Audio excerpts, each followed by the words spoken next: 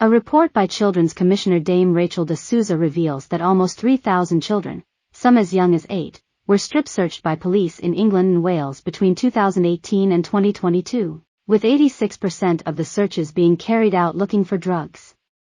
Black children were found to be 6 times more likely to be strip-searched than the overall child population, and more than half of the searches were done without an appropriate adult present, a legal requirement unless it is an emergency.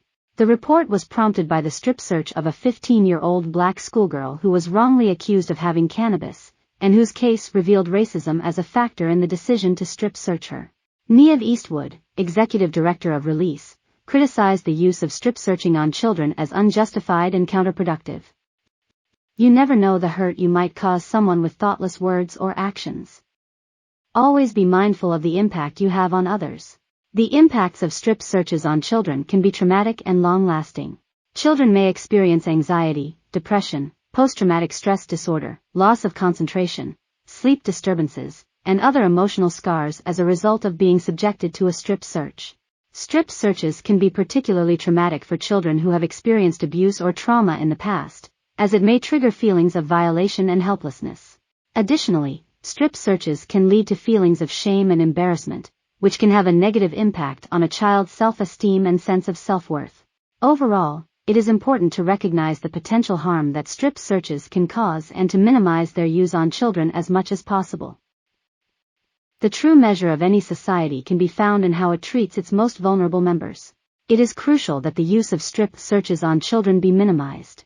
There are alternative search methods that can be used by police in the UK to search for drugs on a person without resorting to strip searching. These methods include a pat-down search, also known as a frisk, which involves a police officer feeling the outside of a person's clothing to detect any objects that may be concealed, and a search of a person's belongings such as bags, backpacks, and pockets. In addition, the UK government has introduced drug testing kits which allow police to test a person's skin, clothing, or belongings for traces of drugs without the need for invasive searches. These tests can be done quickly and easily in the field, and can provide an indication of whether a person has recently come into contact with drugs. It's important to note that while police have the power to stop and search individuals, they must have reasonable grounds to suspect that the person is in possession of drugs or committing a drug-related offense.